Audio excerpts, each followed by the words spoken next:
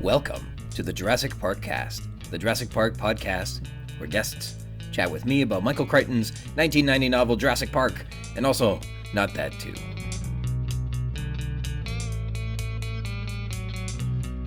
My name's Ryan Rogers, and I'm a big dumb Jurassic Park fan. Welcome to episode 42, Control. Recorded here on December 9th, 2022. This is the anniversary of the time I bought the Offspring's new album in 2003 called Splinter. I had a CD release party amid final exams to celebrate, and very few people came. But I enjoyed it. But forget about 2003. Thank you for joining me today. A continued thank you to Christoph Oakes of Snail, S-N-A-L-E, and check out his incredible album on Spotify and Bandcamp.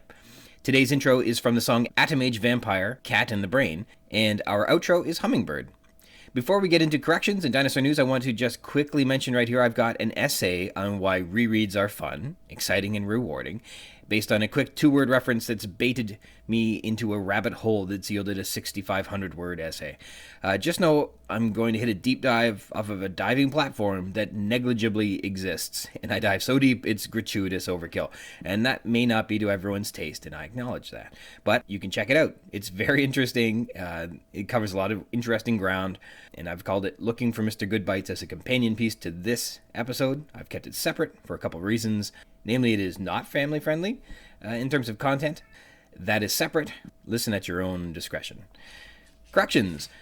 This isn't a correction, but maybe a neat observation. We all know how movies, especially monster movies, and especially Jurassic Park films, wantonly exaggerate things so that they're bigger and in theory, anyhow, better. Well, even Jurassic Park's computer system falls victim to this phenomenon. In the novel, Arnold has the unenvious task of inspecting each line of code one by one to figure out what Nedry did to the system, which is said to be 500,000 lines of code in the book. Well, 500,000 be damned. Know what sounds even bigger and better than 500,000? 2 million! So that's how many lines of code Arnold passively dismisses, sorting through one by one in the film.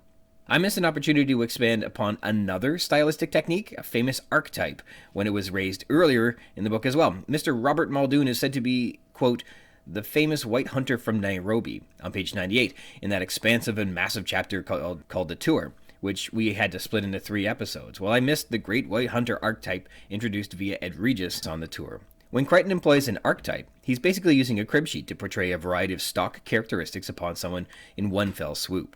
Entrepreneurs sort of call this a turnkey operation, and that's what employing an archetype is like. In this case, by declaring Muldoon the Great White Hunter, a series of specific qualities are implied. Qualities of this archetype suggest he's, quote, European or North American in background, which in this case refers to his South African background, where Europeans have a long history of colonizing that country.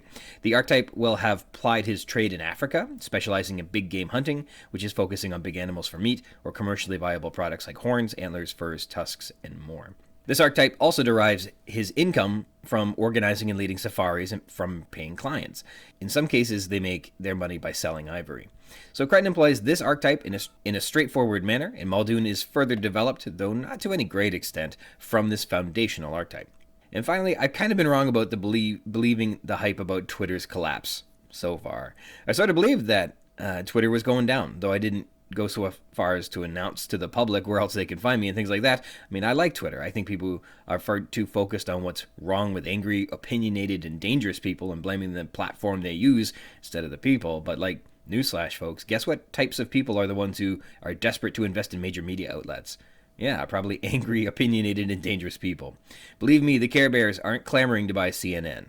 Though, if that were a Netflix special, I'd probably check out the pilot episode of that. Dinosaur news.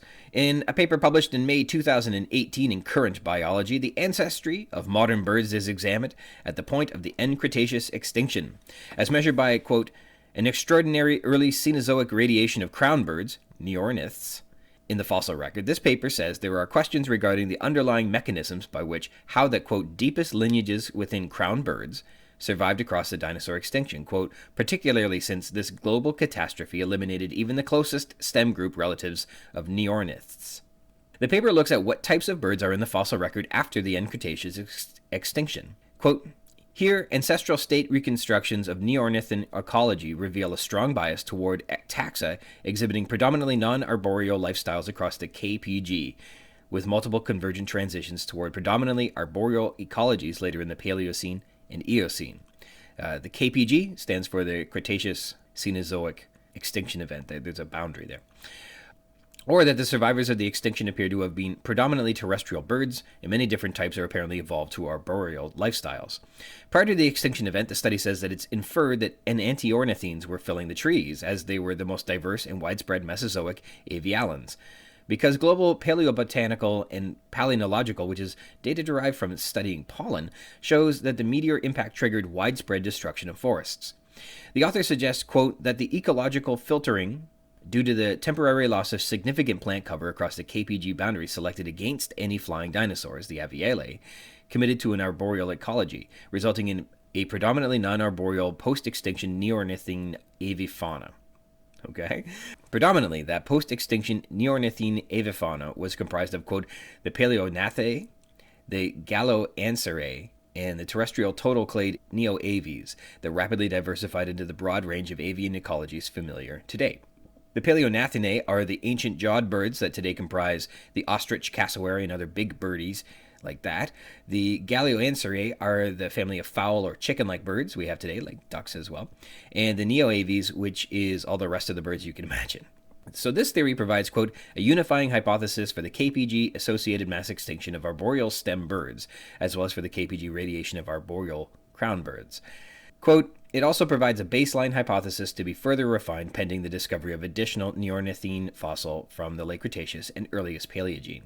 So it was the loss of trees and vegetation that knocked everything out, and only a few lineages of neornithine survived to vigorously evolve and create all the birds we have today, which boil down to the Neoaves, the ancient jawed big birds, and fowls. For our second article, we have traces of a new spinosaurid mentioned from the Geological Bulletin of China from perhaps September 2002, which was called New Materials of the Early Cretaceous Spinosaurid Teeth of Napai Basin, Fusui County, Guangxi.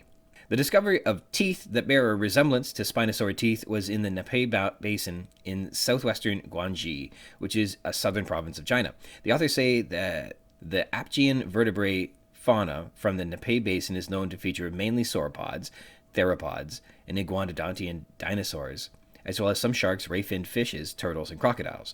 This particular collection of paleofauna suggests that this area is closely related to the Kok Kurat Formation of northeastern Thailand, which are both considered to be the same age.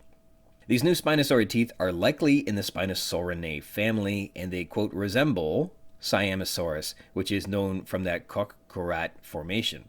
There are two shapes of teeth, morph type 1 and morph type 2. It's said that one of the teeth more closely resembles the Siamosaurus, and the other are similar but don't resemble it quite as much. They are spinosaurid, but not necessarily Siamosaurus.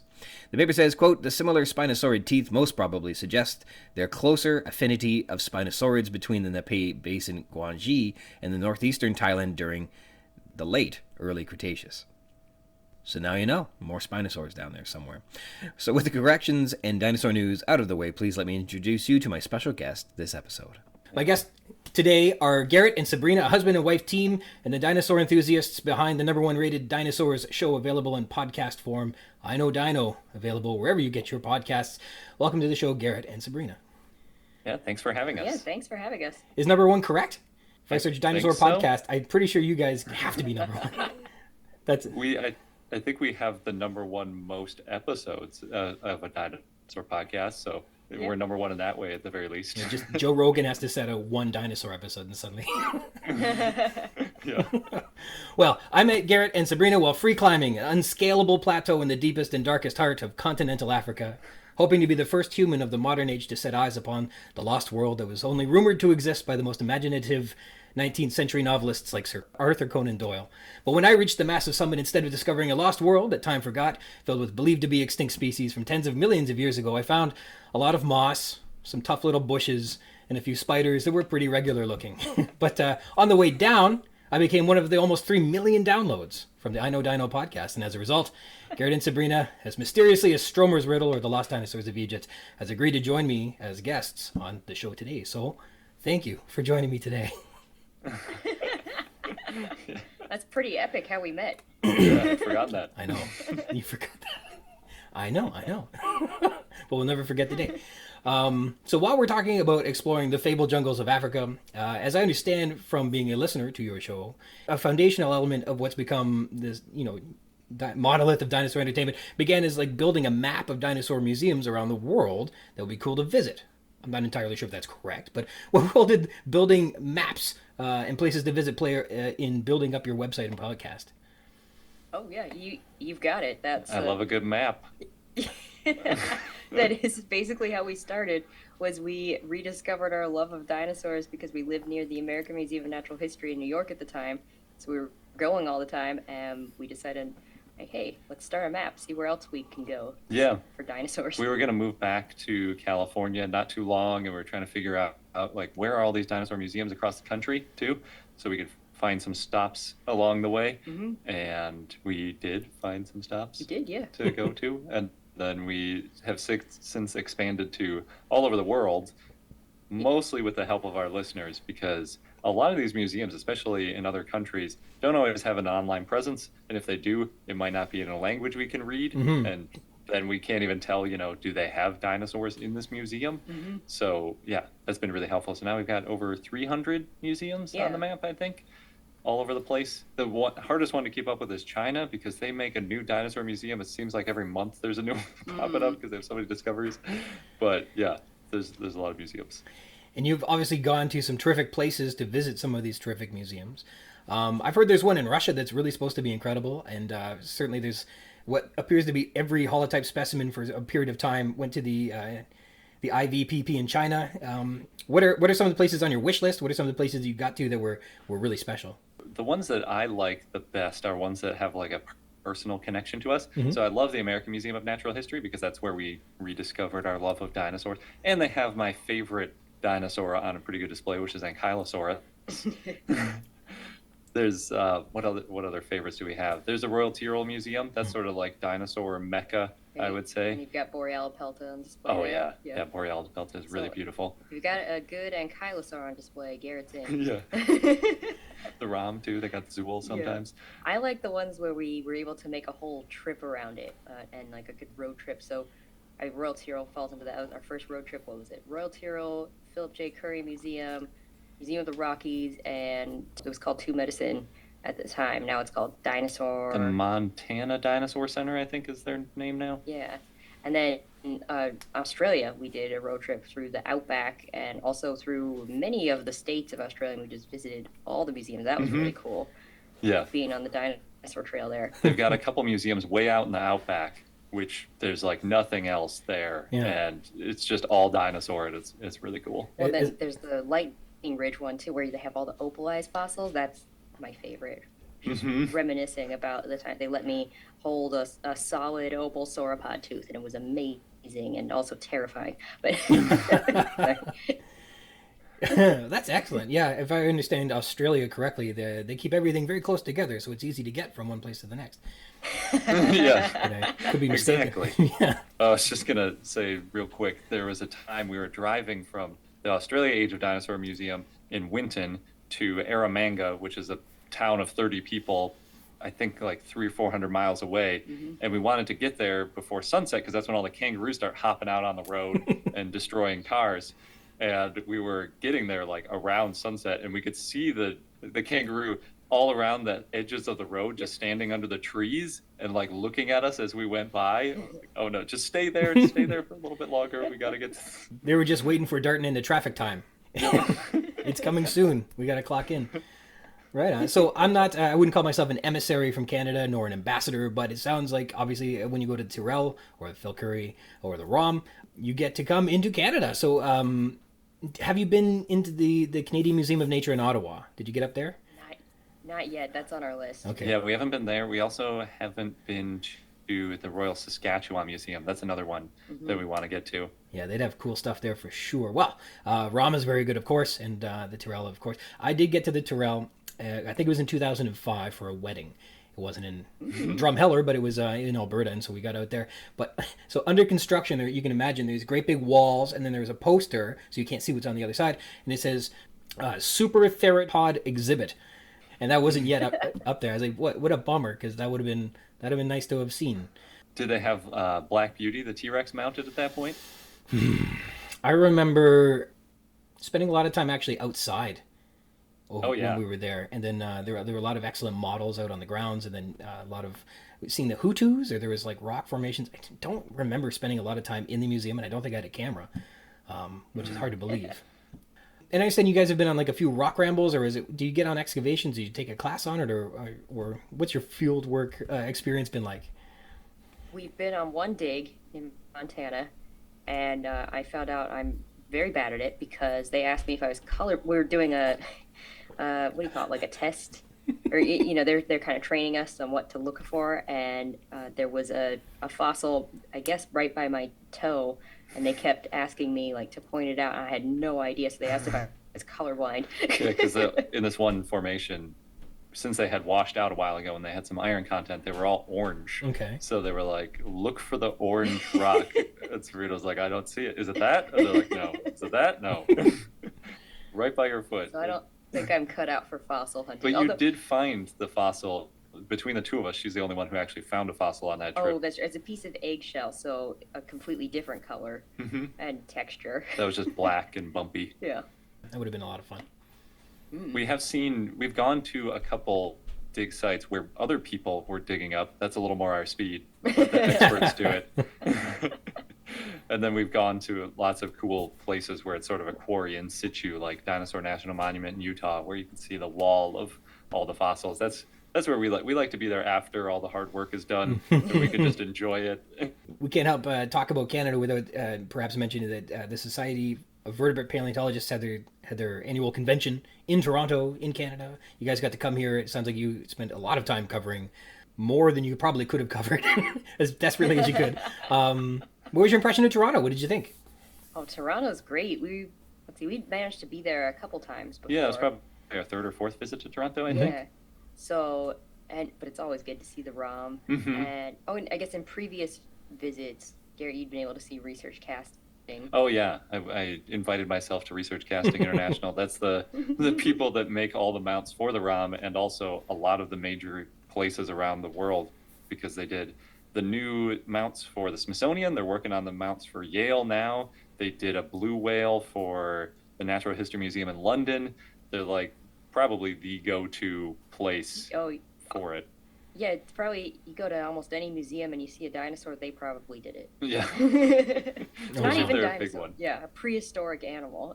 Yeah, they're amazing. So going into their place, that was probably my favorite thing, because they also have like a massive foundry where they can make huge metal sculptures, and they have all sorts of welders, and it's an amazing place. Yeah. And they started doing a little bit of a public, you can go in there as a regular, just I think Monday to Friday kind of schedule, and see some of their stuff and go into their warehouse basically. And then the ROM's got the Dawn of Life gallery, which we were excited to see because when we were there a few years before, they hadn't made that gallery yet. Yeah, so it's very good. We love Toronto. Oh yeah. It helped. The weather was perfect when we were there. Yes, we so far have had a mild winter. Yes, and I've been to things with a bit of a background in journalism where going somewhere and there's a lot to cover and you want to report back correctly and in timely fashion. Did you feel a lot of pressure when you go to these things and you think, boy, we can't miss something, and we got to get the details? You can't just are people handing out flyers that help you out, or how do you get all of those details? Yeah, every year we do this, we think maybe we should cover less, because it's sort of, we do like a fire hose strategy of like every dinosaur thing we've learned pretty much that we're allowed to talk about. And the way we do it is at SVP, the way they structure it is they'll have sessions that are 2 to 3 hours long, and then each presenter talks for 15 minutes, 15 to 20. There's supposed to be 5 minutes of Q&A to make a total of 20, but sometimes they talk for all 20 minutes. And then we just feverishly write notes for those whole 20 minutes, and then we later go back and try to make sense of it, and then that way we can share it on our podcast. Well, we're also kind of tracking down people like, hey, do an interview. Can you do an interview with us? And then just get as many interviews as possible that week. That's true. Yeah, especially if there's like a complicated thing and we don't know if we can present on it properly, or there's a lot of details we know that we want them to do just right, then yeah, an interview is a good way to do it. Right. So you guys have got more than 400 episodes. You're passing your 8th anniversary right now on the show, and you've remarkably maintained a very consistent tone and style from beginning to end, and that's must be a real indication of the authenticity in terms of your presentation. It's been really, really well done. What, I guess, would you say has changed the most for you over these 8 years of producing the show? I think we've opened up more. Like in the beginning, especially when we were still learning, and there are a lot of technical terms we'd have to keep looking up to remember, and we didn't know as much about paleontology. We were much more scripted and careful. And in the later years, as we've gotten more comfortable, we try to do more of the bantery kind of thing. Yeah. And we feel comfortable saying things that we don't have written down and fact checked 10 ways beforehand, because we sort of know some of it by heart, or most of it. Yes, I'm sure that there's been a tremendous amount of learning and familiarity that you've been able to strengthen. And I think when you have a passion like this, finding a way to engage with the content is an excellent way to embody the content, or at least consume it in a meaningful way that you feel some better results with. And obviously it shows up in your show. You should be very proud of what you guys have done there, for sure. Oh, I was going to say, it sounds like you also know a fair amount. I heard all those little tidbits in your intro, Elmer's riddle and things like that. If anything, I would say, so I'll put it this way. In terms of like literature surveys, like going over what's been published, I can read that. I could tell you what I read. But when it comes with the fascinating things that people do in terms of looking at an old rock and then deciding that a dinosaur acted and behaved and ate and did this, interpreting bones, that stuff is like wizardry. I cannot imagine how they take these rotten, crushed up hunks of rock and create an entire ecosystem. That part is magic. I can tell you what they said about it, but in terms of how they made that happen, I haven't the first idea. It's absolutely fascinating, for sure. Yeah, agreed. So if you had free advice for someone starting a fun podcast or a passion project, what would you suggest? Well, make sure it is something you're passionate about. Yeah. That's number one. Because you're going to talk about it a lot and research it a lot, and then you're going to have to edit what you said. So. Yep. And then if you want to keep working on it for any long amount of time. Yep. Without it becoming a chore. Yeah, but don't be afraid to just go for it. And what would you caution against? Oh, that's a good question. I guess one is sort of biting off more than you can chew, because some people try to do as much as like a daily podcast, and that's too much. You got to figure out how much time you have to dedicate to it and what you can reasonably sustain. If that's once a month, if it's once every 2 weeks, if it's once a week, any of that is fine. But yeah, it's best to be consistent and sort of pick a pacing that you can stick to. I respect that. That's a good one. So if you had expensive advice that someone had to pay a lot of money to hear, what would that be? Are you gonna pay us? Yeah, I don't know. Expensive advice. Counts as expensive advice, but collaboration is a big part of podcasting, and we're lucky that podcasting is an industry where people really do want to work together and build each other up. So yeah, don't be afraid to reach out. Yeah, that's true. And in terms of reaching out, you guys have had plenty of great guests on your show, including paleontologists, which I know when I got a couple on, I was like very, very excited. It's a wonderful opportunity. You feel awesome about it. Obviously, with a bit of media training and a bit of journalism in my background, there's a part of the profession where you're openly aware that you're in a privileged position to gain access where a common citizen maybe doesn't always have a chance to go. And so when you mediate something, also you have to try, when you're amplifying it, you want it to be true. And you feel those responsibilities, and I'm sure you felt those things throughout your work as well. And so the question is, when an interview has gone its best, what sort of preparations led into those great results? Let's see. Well, we do research, whether that's, if we're going to talk about a specific paper, we read that paper, or a book, or maybe it's somebody who's got a large body of work. We make sure that we know enough about it that we can ask some deeper questions. And a lot of it comes down to active listening, though, while you're in the middle of it, because sometimes they'll say something like a throwaway comment and you pick up on that and it leads to a really great story. I think that might be how we ended up with several conversations on our show now about horses. Excavate fossils. It's kind of amazing. Like, some of these excavation stories are just incredible. Yeah. Sometimes they're in parks and places where you can't get vehicles in, so people have to use horses. And that's always interesting, how you do like 20th or even 19th century fossil excavations, but in present times. Sometimes when you get into the pits, I imagine if you've got any knowledge on like how the Egyptians moved rock, that would come in super handy when you got to go low tech out in the middle of the Badlands. Fascinating. Yeah. And yeah, the horses don't hurt. They're good to have. So here's a sort of a mea culpa in terms of preparation. I have a confession and an apology that I owe you guys. To begin with, to my detriment or to my own disadvantage, I don't know any Garrets. And through some coincidence of fate, or I just haven't met any, and therefore I'm horrifically unfamiliar with spelling consistently or correctly your name. And so in all the correspondence leading up to this, I think I spelled it differently every time, and I might have even called you Gavin once. And if I've learned anything from being like a small town, low circulation publication, you can get away with a lot of errors. But if you spell somebody's name wrong, Scott Delahurst is not Scott Delahunt, and you got to get that right. So that's a heinous taboo and one I committed multiple times against you to my horror, and I am sorry. Well, I think Sabrina was doing most of the writing, so I don't even know. Well, then I owe her thank you.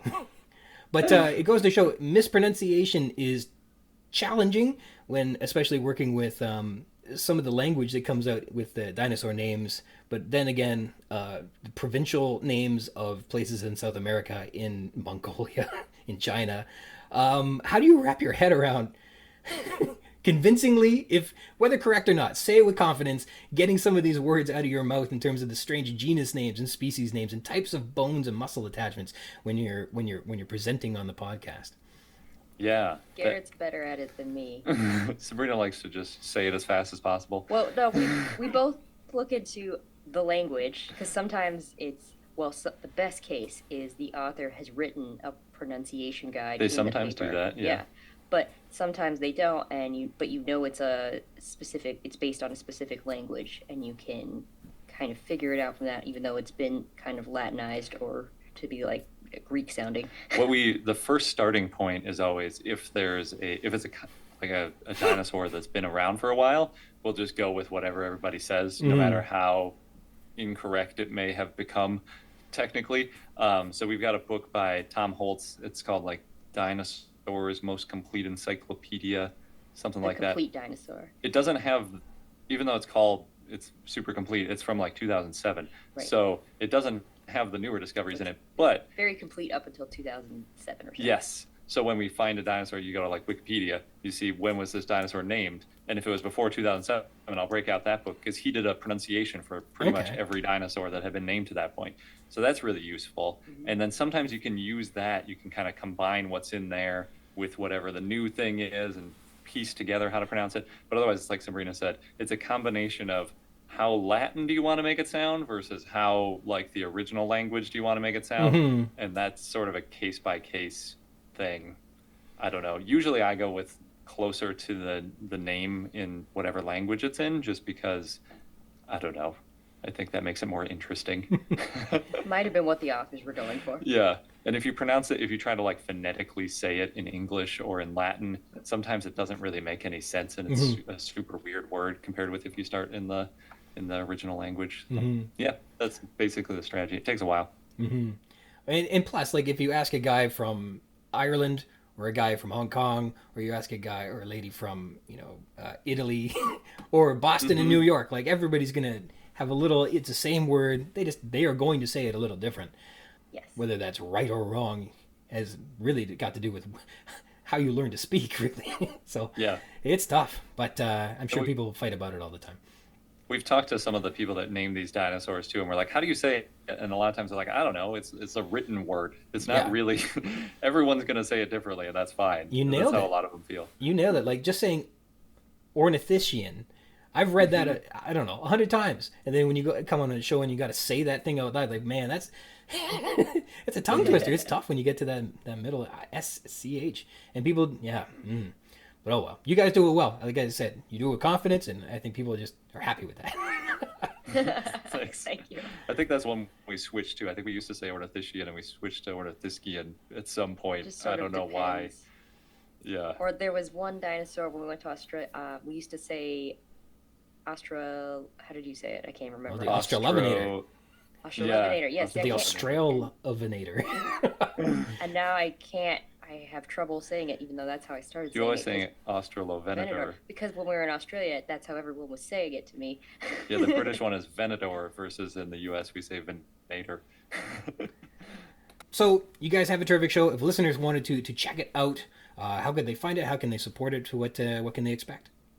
Yeah, so the show is I Know Dino, which is IKNOW, so it's sort of a pun, like I know dinosaurs.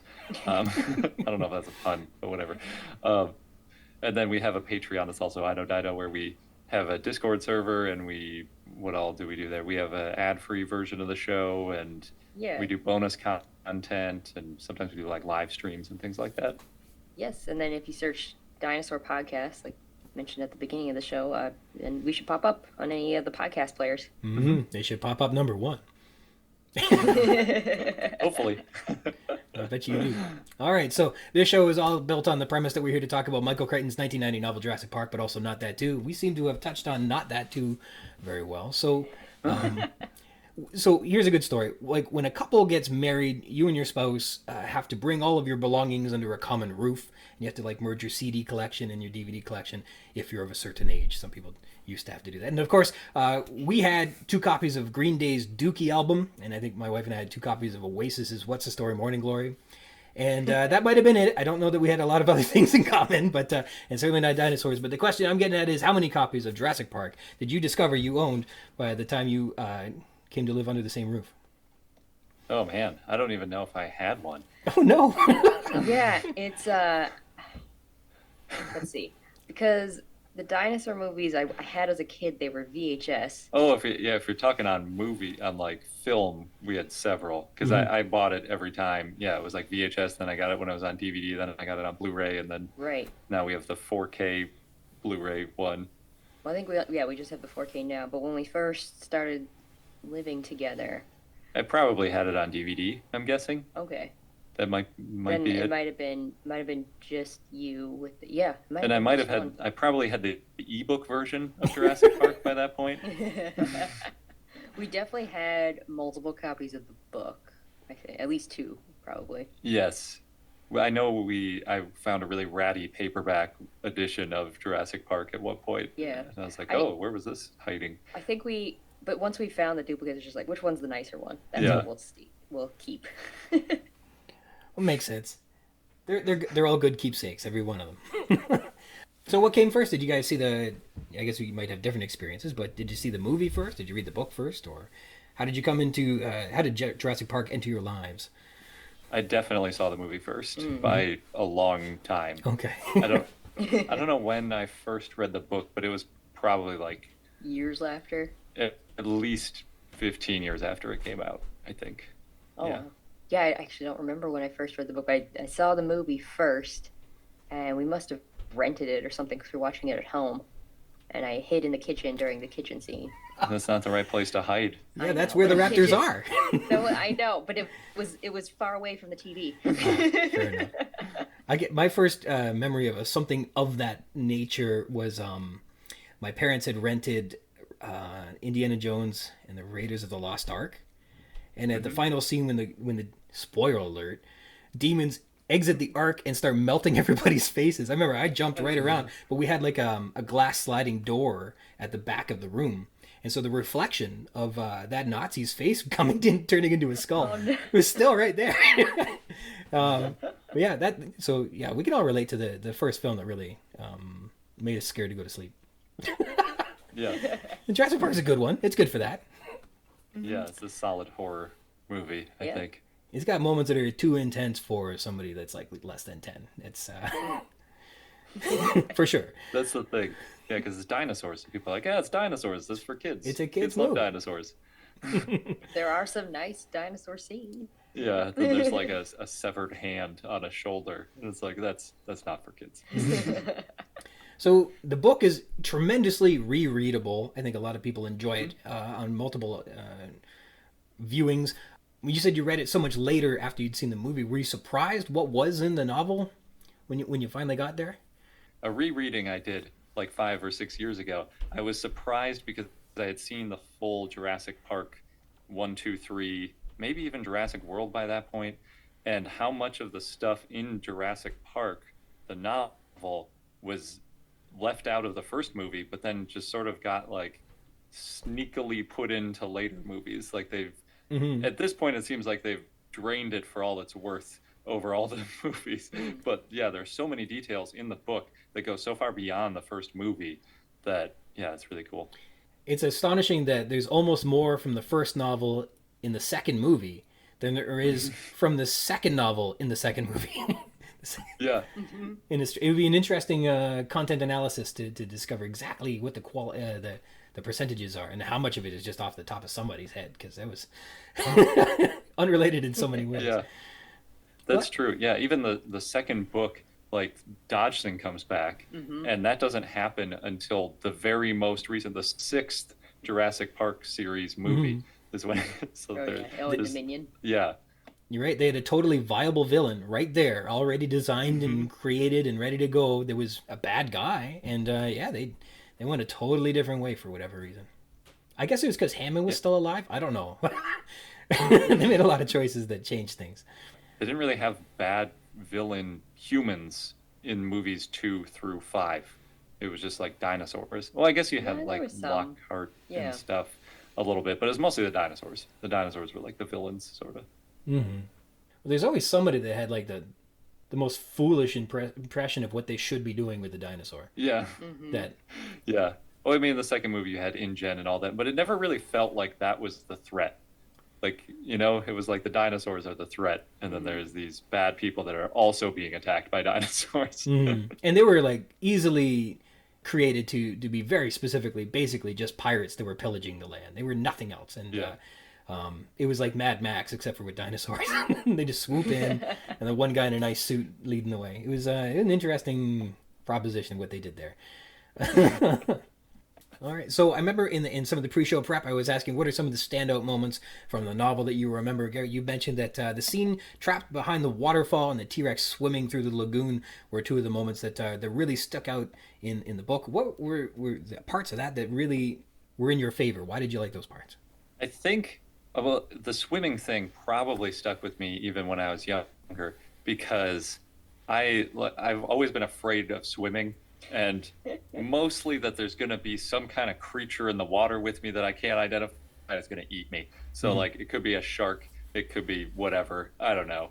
A T-Rex? Yeah, exactly. In this case, a T-Rex. Yeah. So if there's ever a situation where people are like, there's some big monster in the water, I'm like, oh yeah, that just, is instantly scary to me. And the idea, I think Jurassic Park was certainly the first time I'd ever seen the thought that a T-Rex could be a capable swimmer. And it's really interesting because now there have been like some scientific studies on it, things. Yeah. And even in Prehistoric Planet, the recent Apple documentary, they have a whole thing on T-Rex swimming, and it's one of the many ways that Jurassic Park was pretty ahead of its time. So that was cool. Yeah, Crichton, and also terrifying. Crichton did some interesting things in terms of what are some interesting behaviors people haven't seen before, and that's a good one. That's a really good one that he came up with. And I think too, the idea that it wouldn't just be swimming, that it would be like actively preying upon somebody is very different. Like I can see somebody swimming around, but I don't see a lion, attacking things in the water necessarily. Yeah, the waterfall. So looking back as an adult, an electric waterfall that turns off when the power goes out. Does that pass the sniff test anymore? Probably not. I'll challenge you this. Next time you read it, keep in mind there's this strange door behind the waterfall that locks Tim and Lex away from Grant. See if you can make any sense of what kind of door this would be, why it's there, why it would be locked, why it would be unopenable, why there'd be no light switches, and why it would suddenly become ajar when the power goes out. Bigger questions. Those are bigger questions. It's an interesting door. Next time you go through there, check that one out. And you also mentioned that, obviously the compies being venomous and biting people in the book was consequential. It was kind of our introduction to dinosaurs at the beginning of the book. It was an introduction to the gravity and the horror that even small dinosaurs could present to people. And it made them venomous too, which is really interesting. What were your impressions of the compies, especially in the first novel and our first peek at what these animals are like? I mean, I think since I had already seen the movie by that point, it was just like another these aren't to be messed with. They may be small, but they are ferocious. The venom addition to it just made it extra intense. And the fact that they are in groups. Yeah. I liked the connection to the science right from the start there, where it was like, we have this creature that's, wreaking a little bit of havoc, and they're trying to figure out what it is, but also trying not to panic people. I like that. It's interesting. Yeah, and I like, we were talking before about interesting behaviors. I like that the Dilophosaur was venomous. I think that was really interesting. Imagination that were employed by that. He might have got a tip, I think, on that. I'm not sure where from, but he might have been tipped off. Somebody might have given them that weak jaw hypothesis and suggested, well, this is why it would be venomous instead of a great, I don't know, attacker. But then adapting that to spit 40 feet was really cool. I think that was an interesting piece of behavior that he came up with, and then Spielberg's gills were an interesting addition, which made it fun. If not only, like, it's still today, everybody's put gills on them, or else you don't know what kind of dinosaur it is. Sabrina, you were telling me about the scenes from the movie that were really influential on your watching and things like that. Things that stuck. And of course, you had the kitchen scene that was very scary. Did you really shy away from watching it the very first time? Like, did you know what happened, or did you keep an eye on it? Or? No, I didn't know. I wasn't expecting that at all. I think I was watching with my cousin and my sister, and all of a sudden, it's this intense scene that's happening, and we all kind of cower in a corner or ran away. You just wait for it to be over, then you come back once the scene's over. Yeah, once you know it's safe. Yeah, that was a really, really, really memorable part. Yeah, I remember as a kid that the whole concept of Deus Ex Machina, where something swoops in and saves you at the last second. That's kind of like this contrived thing that happens in every action adventure movie now. Through some dumb luck, somebody gets spared being crushed or killed or destroyed or whatever.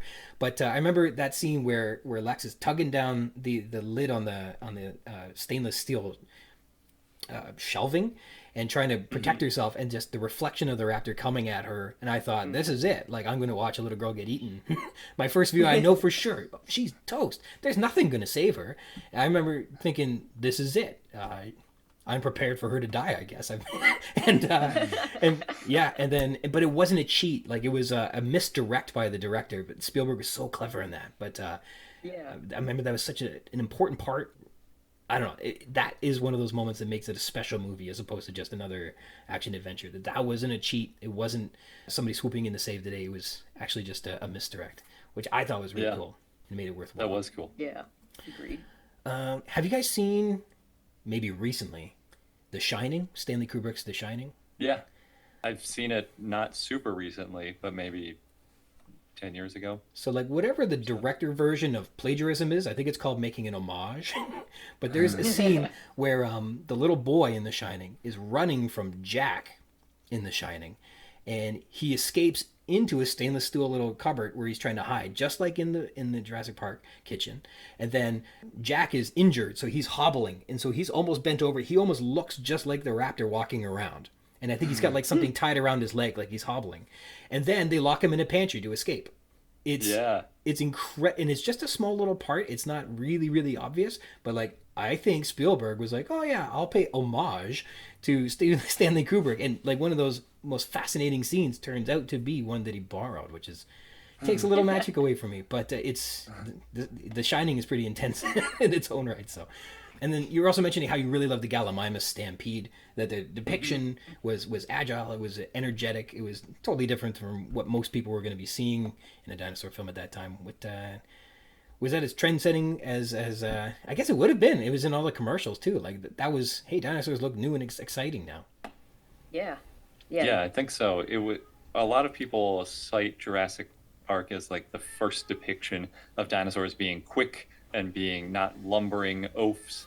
Which isn't smart. We have since learned that there were earlier depictions of that, but none of them were nearly as popular as Jurassic Park was. So it certainly changed the public perception of dinosaurs from being big oafish, maybe even having to stay in lagoons or something to support their body weight because they're just like big whale creatures, into these like fast moving pursuit animals. And that scene is definitely the prototypical T-Rex chasing the Gallimimus, and they're all running and flocking, sort of. They're all very bird-like. Yeah, very ostrichy. It's great. Yeah, and I think it's one of the few moments where a herbivore gets to be dangerous in a innocent enough way, but they become like life-threatening by virtue of escaping into they're flocking this way. That Gallimimus scene, I look back on it because I've been looking at all of this stuff so much more closely than somebody should, I think. And that Gallimimus is like a sneaky important Alan Grant scene. He's strengthening his relationship with the kids in general, and then these two kids in particular. And he's he's really trying to protect them, which becomes an important stepping stone in his transformation as a guy that doesn't want kids at all to somebody who doesn't mind kids at the end. And I think there's at the beginning of the film, we'll all recall that he's making these assertions that are being laughed at. That dinosaurs are very much like birds, and everybody thinks that he's a fool for saying that a velociraptor might be like a 6-foot turkey. And then in this scene, he makes 2 bird observations. Fun trivia question: can you remember what the 2 of the observations on birds are? I guess one is the flocking. Yeah, just like a flock of birds evading a predator. And then What when is the other one? the Tyrannosaur is eating, and he says, "I bet you'll never look at birds the same way again." Oh, You remember now. right. And but it goes. So this is him proving it, and so the example of a bona fide dinosaur demonstrates his theories are correct, and it makes him. It shows him to be a superior scientist than he started off as. It vindicates his assertions as an academic. It's bringing him closer to the children and bringing him a better, well-rounded character. It's a sneaky Alan Grant scene, and it doesn't look like it at all because it's a Tyrannosaur stepping on and eating a Gallimimus in the background. That's true. But it's another That's a part. good point. What makes that movie so much more special than all of the sequels, everything else, is that there were so many layers. It was so much more tight. It was, well, let's not even compare it. It is tight, and it is memorable for all of these reasons. That each scene has a lot of stuff going on in it, and yeah, I think it deserves the credit it gets, and maybe the others deserve some of the infamy they get. What else? The kitchen scene. One of the neat parts that are in the novel, and maybe you'll remember this. You don't have to because it's kind of specific, but through the whole adventure, from falling out of the Land Cruiser, climbing through a moat, I think going over a fence, climbing up a tree to avoid the stampede, spending the night in a sauropod maintenance shed, hopping in the river, floating down that, falling over the waterfall. All of this time, Tim has been carrying with him the night vision goggles. And when he gets to the kitchen, he puts these on, and that entire raptor scene in the kitchen in the novel is done in pitch black with him wearing the night vision goggles, and Lex is blind through the whole thing. And that is another one of those moments where the book gets so crazy. Yeah. And I wouldn't change anything that happened in that scene in the movie because it turned out so well. But like, can you imagine if it had been in night vision and it was pitch black and all of that? That's so nice. And I was just intense. I was just looking at the character ages and the actor ages portraying the characters. And Tim, little Tim, who plays the younger child, is actually a year younger than... In 1992, Joseph Mazzella would have been a year younger, I think 10 years old, than Tim, who was 11 in the novel. So he's actually younger than the older kid. Can you imagine Lex being like actually a 7-year-old depicted in the No. unbelievable? That kitchen scene would have been insane, having somebody out of like E.T. running around. Just unbelievable. Well, I do remember in one of the things that stood out the most to me was one of the times rereading Jurassic Park was that Lex went from being just maybe the most annoying character of the book to being like one of the coolest characters in the movie. And I was glad they made that change, and definitely making her older made that more possible, that she could be more of a productive member of the group than basically just screaming constantly, alerting dinosaurs to where they are, Right.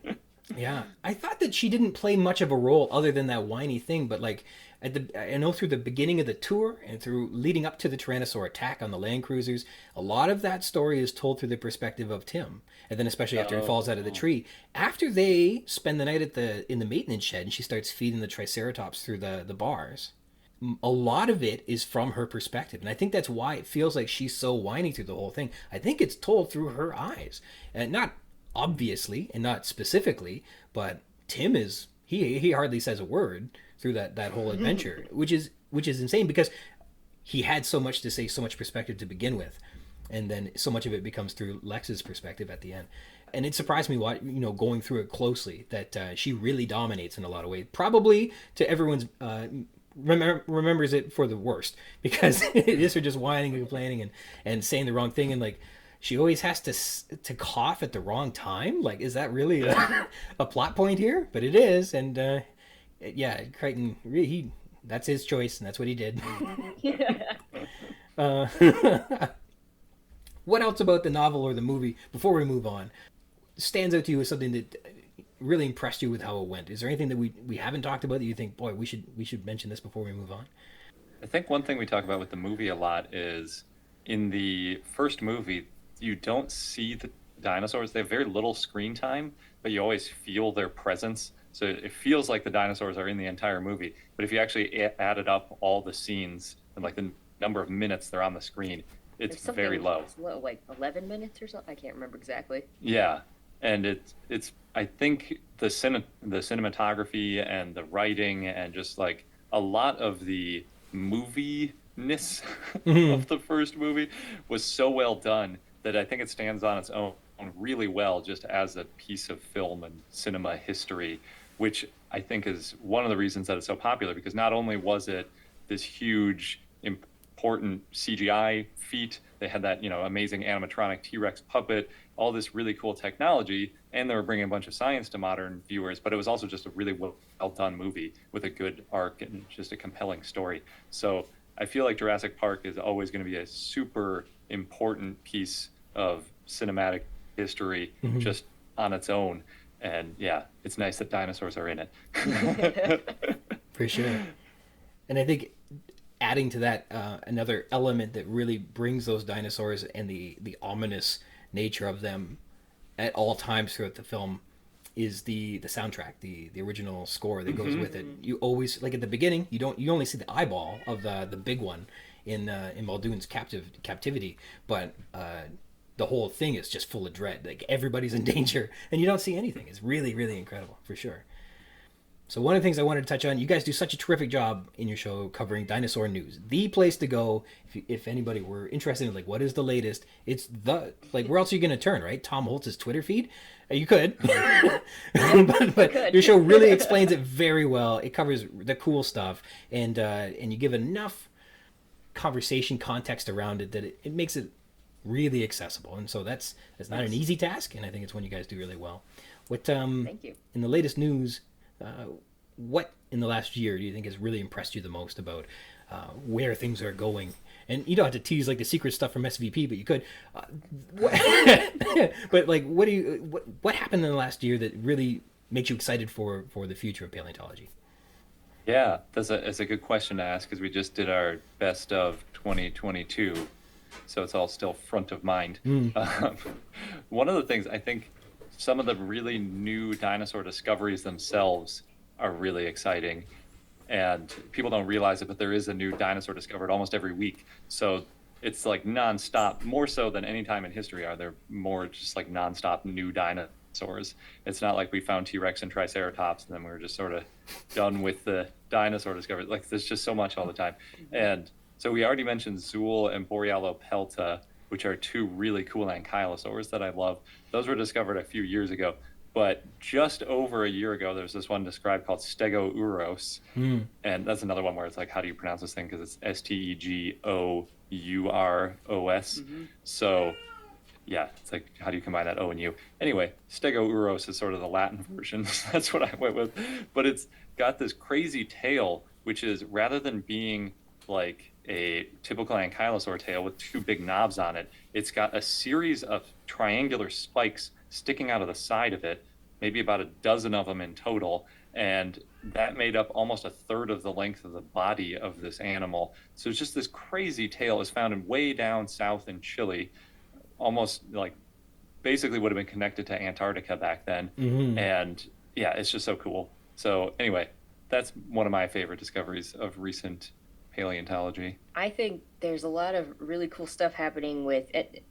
This happens every year, just as paleontology gets more and more advanced and more people are joining, you see new techniques, new technologies, and kind of going back at fossils in collections and looking at them with fresh eyes and finding out like, oh, something we thought was just bone, that might actually be some soft tissue, for example. So there's a lot of papers that have been coming out lately about different soft tissue things, whether it's the skin or the intestines. Yeah. Or, my favorite are gut contents. So it's really cool hearing these new details and how we can apply them going forward to either new fossils found or fossils that are already stored somewhere. Really cool stuff. Yes, I was just seeing something about gut contents, maybe in an ankylosaur that had it may have been eating bark up in the colder regions because that was the food source available. And I think I was hearing that. But yeah, all kinds of neat stuff. Yeah, and when you get like the gut contents, you get more of the behavior, more of the personality that a femur may not give you. Yeah, I think our favorites, aside from new cool dinosaurs, are the gut contents that tell you what they ate, and then the paleopathologies, which are basically the injuries that are preserved on the bone. Some of those are gnarly. Because they can also tell you so much about them, like, oh, it had this type of infection, or it was maybe pregnant, or it, broke its back in this way, and whether or not it healed after the fact, and all these sorts of really interesting things. Something. The craziest ones are like some crazy fracture or break, and then but they healed, and it lived for at least 6 months after it healed. So they just had to walk around with this terrible injury. Yep. Yeah.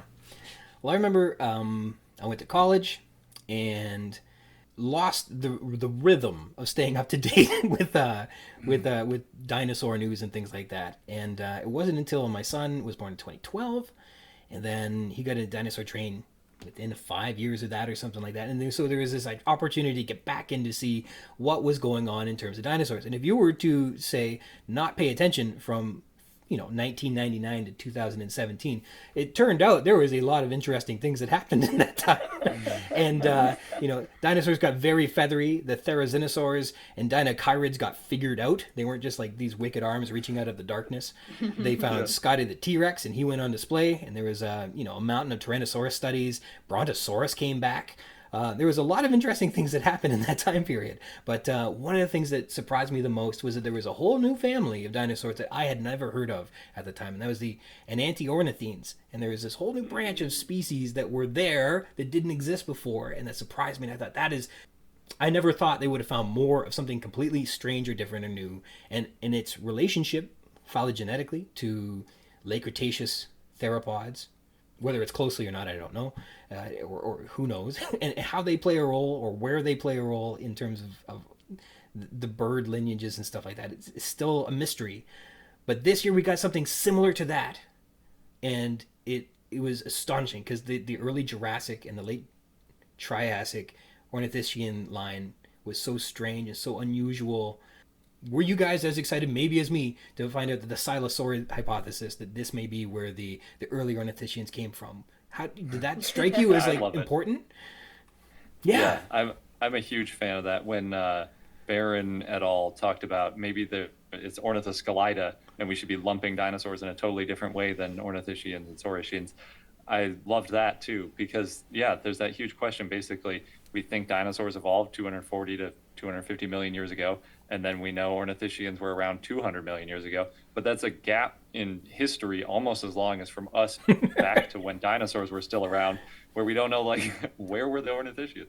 So I'm a fan of that hypothesis.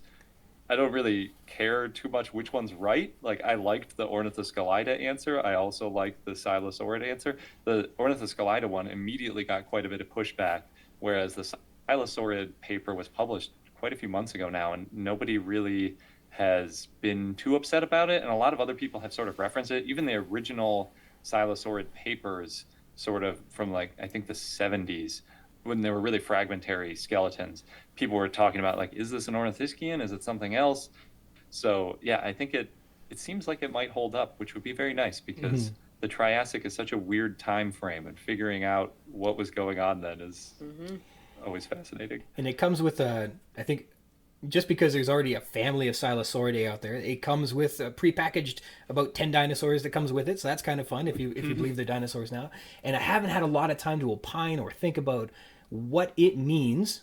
As we were saying before, we don't know quite how the Enantiornithines and things like that quite connect with all the bird lineages yet. People seem to have mapped them out pretty clearly, but there's still that where is the first bird isn't agreed upon necessarily, and that's fine. But thinking back then, so the silosaurids were distinctly not the theropods. They were not the saurischian. They had the wrong hips, and they had the wrong hips to be necessarily dinosaurs as well, theoretically or interpretively anyhow. But if they do become that, what it means is we always picture these ornithischians as being like the basal, underived, boring, simple little things, where if they come from the saurischian line and then derive so much that they have distinct hips, all of a sudden they become much more derived than the saurischians suddenly. And this whole perspective changes if that's true or if that plays out. But an interesting little bit of the most mysterious little part of the early Jurassic. And then, yeah, what could have possibly been that made those little, shrinky dinks turn into stegosaurs and kylosaurs, some of the biggest plant eaters we know of the time in the Jurassic, and just fascinating stuff. Yeah, it is. That's a fun mystery to wonder about. The Triassic in general, it's like the farther back you go in history, the worse the fossil record gets. So we went to this place called Crystal Palace Park in London, and they have these giant sculptures of different prehistoric creatures, and they have dinosaurs, but it was made in Victorian times, and their dinosaurs are just like giant iguanas, which are way off because they're basically just on teeth and some other little tiny bones. But they had stuff from 10,000, 20,000 years ago that were like Irish elk and things, and those are perfect. You look at it and it's like, that's exactly how we would depict it now, because they had a full skeleton to go from. So yeah, that Triassic stuff, it takes so long to find enough bone to actually know what's going on back then. And yeah, but we're slowly filling in the pieces. It's going to take a while though. It's going to keep changing for, I don't know, probably decades before we really get a good understanding of what was going on with those early dinosaurs. Well, we're flat out of time, but I will say this. I will keep tuning in because I want to know what's next when you guys report on it, because that's where you hear about it. And yeah, keep up all the good work. It's a great show. Thank you for coming on and being a guest. I really, really appreciate it. Thank you for having us. Yeah. So thank you very, very much to my special guests, Garret and Sabrina from I Know Dino. They got the #1 dinosaur podcast in the whole world in the English language, as far as I know, and they came on this show today, so that's just incredible. And if you want more dinosaur news more often, and for people who know their stuff about, as well as any mediator out there about how to talk about dinosaurs for us to hear, check out their show. All right, this week's text is Control, spanning from pages 228 to 233. In a synopsis, John Arnold and Henry Wu search the computer system to figure out what Dennis Nedry has done to the operating systems at Jurassic Park. They discover White Rabbit Object, a command disguised as an object that was Nedry's trapdoor that links the security and perimeter systems, and then turns them off, giving him complete access to every place in the park. Characters. Donald Gennaro. Gennaro sits with Hammond in a deserted cafeteria on page 228. Gennaro watches Hammond, quote, deliberately eating, and it gives him a chill. Hammond's lack of emotional response to his grandkids being missing in the park discomforts him, to a point that he feels he has to specifically address the subject to make sure that Hammond is entirely clear that, your grandkids aren't okay. They are missing, and they are very likely injured and are vulnerable to being lethally attacked by dinosaurs. Your dinosaurs. Hammond responds by deferring responsibility with a tone like, let's not overreact, this is no big deal, which is horrifically dismissive of the value of human life and the welfare of his own grandkids. Gennaro, though, concedes to Hammond by responding, whatever you say, sir, on 228. Even though he's already admitted to himself while out in the park with Muldoon, he's got to, quote, close the park and destroy it on 225. But he doesn't tell Hammond that yet. John Hammond. Hammond is spooning ice cream calmly into his mouth on 228. He was just eating ginger ice cream in his bungalow with Dr. Wu, admitting it was an old man's vice, and here he is at the cafeteria now eating more ice cream. Hammond deflects the subject of concern for his own grandkids, quote, I am sure we'll find them. I keep telling everyone this park is made for kids, on 228. He snaps at Gennaro not because he's upset his kids are missing, but because he's defending his character? He's ensuring Gennaro that he's not senile and is fully aware of the circumstances, returns to his maudlin sentimentality. Let's not get carried away. And this is a little breakdown from the storm, and we're dealing with it. Dr. Henry Wu. He and John Arnold are working on restoring the computer systems from the damage Nedry has caused on 228. Wu aims to help Arnold explore all his options rather than scanning each line of code. There are far too many for that. That should only be used as a final resort. He recommends key checks, which gives Arnold a dose of hope and energy. That's an option that could help them solve the problem. Wu is an astute computer genius as well as a geneticist, and analyzing the code and uncovering what Nedry has done to the system is all performed by Wu, though you'd have expected it to have been Arnold if you'd been familiar with the film. Upon discovering that Nedry's command granted him universal access to anything in the park, Wu is reminded of that peak in the temperature chart in the fertilization room and is compelled to go check his embryos on 232. John Arnold. Arnold is working the problem, but perhaps hasn't considered all his options yet. Wu's recommendation to check keystrokes is a revelation. It will reveal what Nedry has done, and perhaps finally tell them how to undo it and restore control. Upon reviewing the keystrokes, it's obvious that Nedry had barely done anything. He and Wu realized Nedry had obviously been scheming something this whole time on 229. Upon seeing the White Rabbit object command, Arnold thinks that it's some kind of private joke on 230. They discover that Nedry's command granted him universal access to anything at the park, to their horror, on 231, and Arnold runs an execution trace on the link to learn more. Dennis Nedry. Through some forensic accounting, Arnold and Wu realize that Nedry has been wasting his time at the console all day, although he'd appeared very busy. He had been putting on airs all day. The keystrokes show he'd been biding his time until he enacted his plan on 229. Nedry may have been reviewing the system to see what may have been changed before enacting his plan, and apparently was unaware that the safety systems cannot be shut down except by manually flipping switches on the main board on 230. In any case, Nedry disguised his trapdoor command as an object, which linked the security and perimeter systems, and then turned them off, giving him complete access to every place in the park on 231. Ellie Sattler. Ellie is in her hotel room, where she's changed out of her wet clothes, on page 232.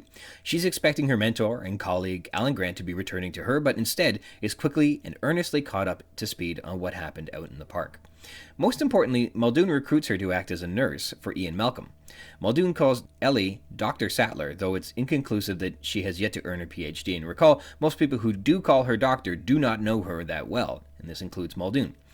She's likely compelled to help with the search in the park for Grant and the kids, rather than playing nurse, but Muldoon insists that Dr. Harding needs her support in caring for Malcolm, and she resists, suggesting that Muldoon calls a doctor, but there is no doctor to call. She is needed at Malcolm's bedside. As Muldoon gets more insistent, she notices that he's carrying a mysterious package under his arm, and he ends the conversation asking firmly and politely for her help to help Dr. Harding. Crichton tells us Sattler was, quote, not a woman disposed to unnecessary panic, and she knows that Grant is entirely capable of the wilderness on his own.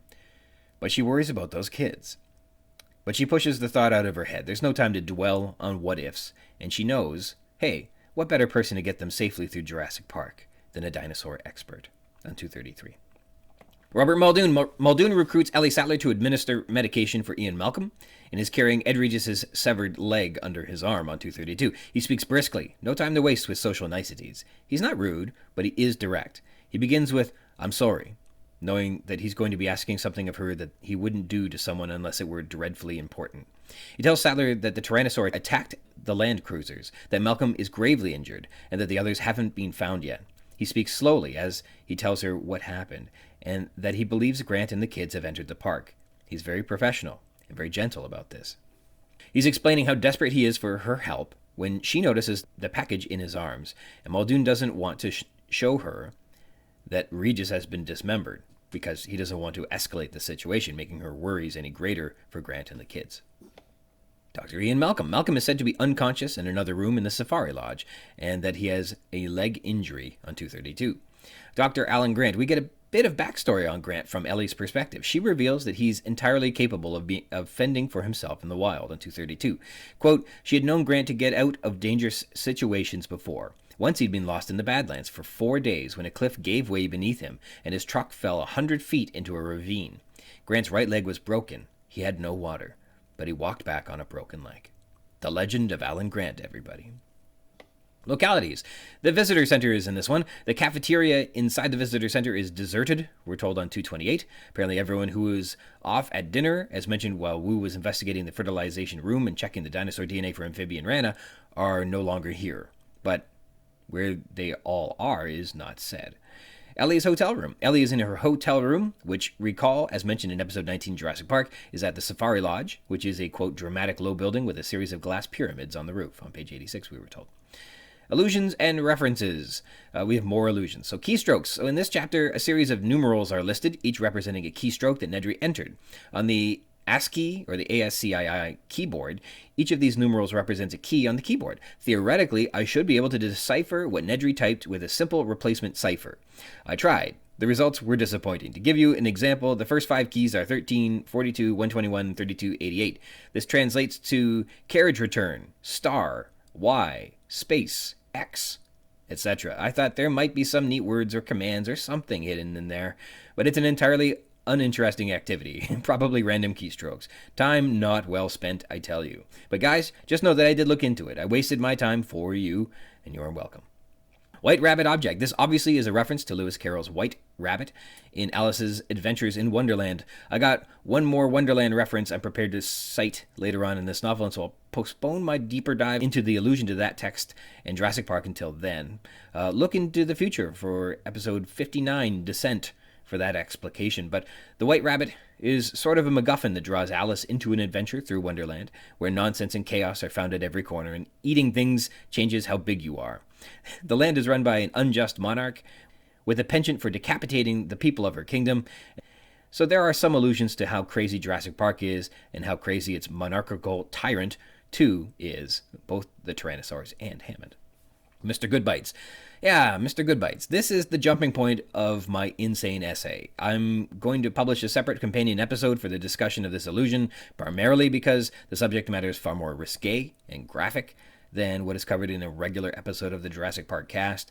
I believe Mr. Goodbites is an allusion to the film and novel Looking for Mr. Goodbar, which is a sad story of a young school teacher who led a promiscuous lifestyle after hours, which was clearly meant to be read as an unorthodox lifestyle due to the overbearing rectitude of her domineering father, and she was horribly murdered while pursuing this lifestyle, becoming the subject of a true life search for the Goodbar killer.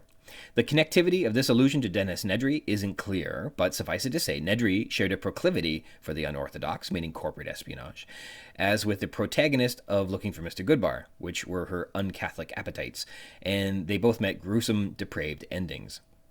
And Nedry's adoption of the pseudonym Mr. Goodbites may be some private joke relating that he's this nefarious super genius that can get away with crimes, perhaps as hackers or coders may be commonly presented to do.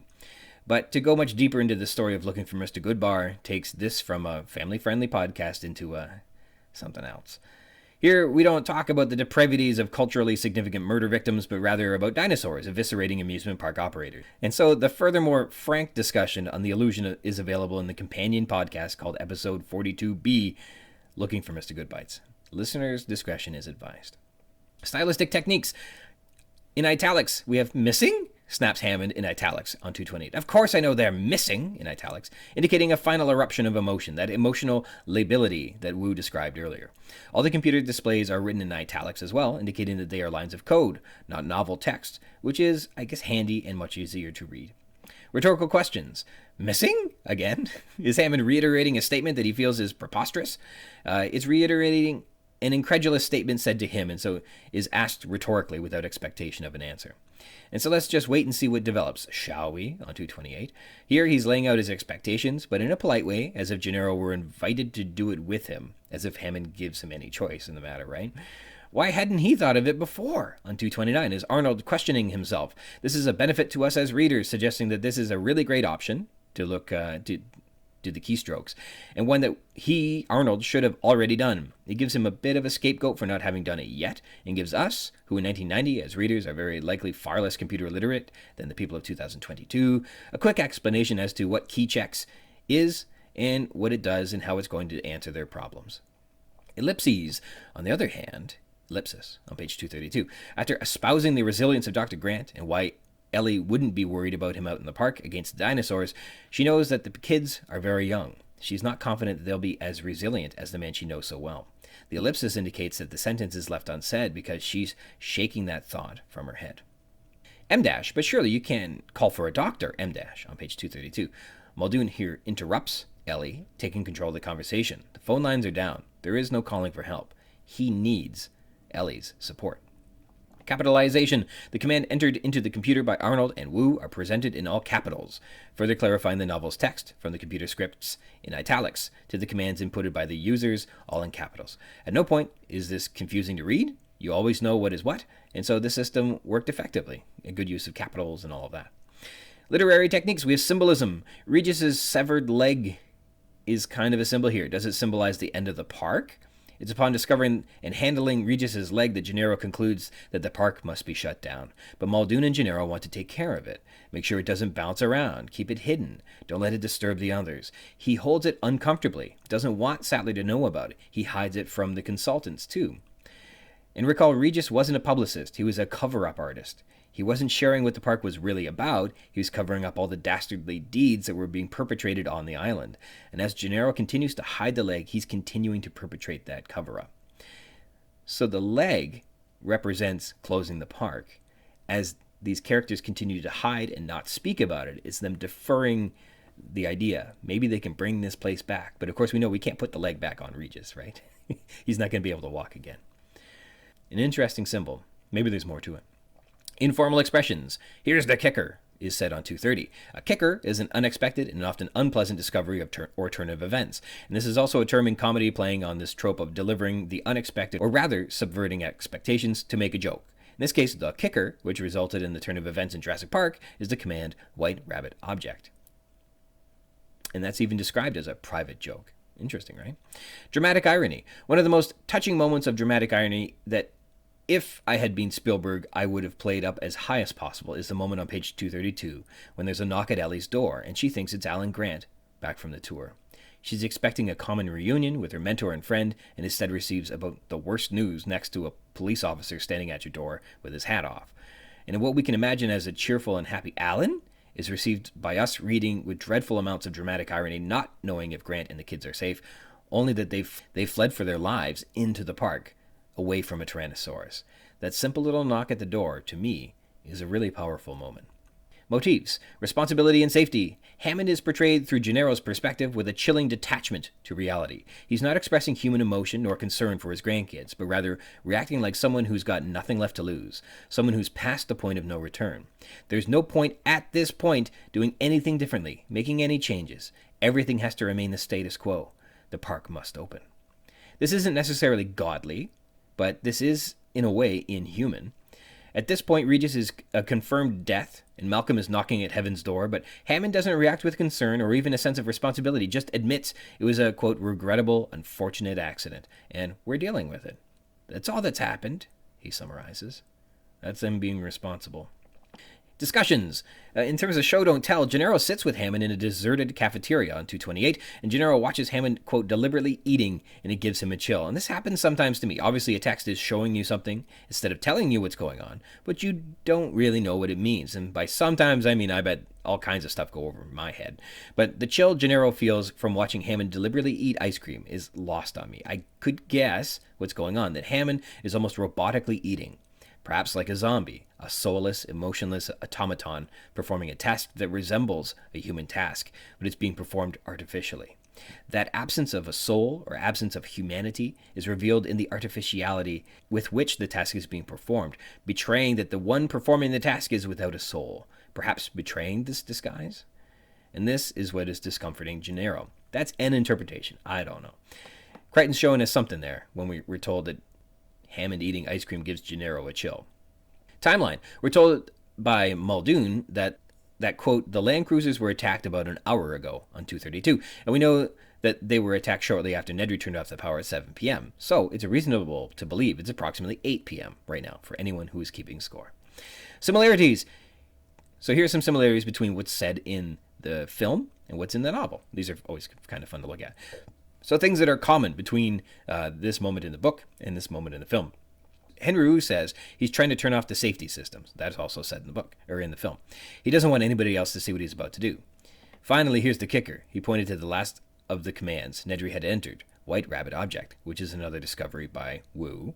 And later we get the line, what better person to get the kids safely through Jurassic Park than a dinosaur expert on 232? And this line brings comfort to Ellie when thinking about Grant and the kids out in the park. So those three lines up here in the film. However, there are differences. The line is the same, but it is spoken by Wu in the novel, yet Arnold in the film. Also, it must be noted Arnold's name is Ray in the film, not John, because having Arnold and Hammond both have the name John is lazy. Spielberg wasn't about to let two characters named John make his masterpiece confusing, so he fixed it.